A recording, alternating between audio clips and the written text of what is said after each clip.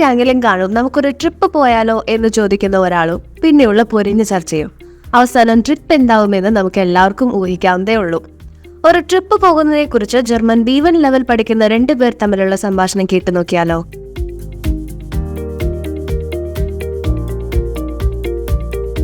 Hallo, wie geht's? Mir geht es gut, danke. Und dir? Sehr gut. Ich schlage vor, dass können wir einen Ausflug machen. Hast du Lust? Ja, ich habe Lust. Wohin können wir gehen? Hast du einen Vorschlag? Können wir in der Ruhe gehen? Was denkst du? Nein, das gefällt mir nicht. Besser ist es, wenn wir zusammen in Berlin gehen. Was denkst du? Das war's für gut. Wann können wir gehen? Können wir nächste Monat gehen? Ja, damit bin ich einverstanden. Wir können am nächsten Monat gehen. Und was möchtest du mitbringen? Ich möchte etwas Kleidung oder Kuchen mitbringen. Ich möchte ein Salad mitbringen. Können wir in meinem Auto fahren? Ja, ich stimme dir zu. Können wir am Samstag vor dem Park treffen?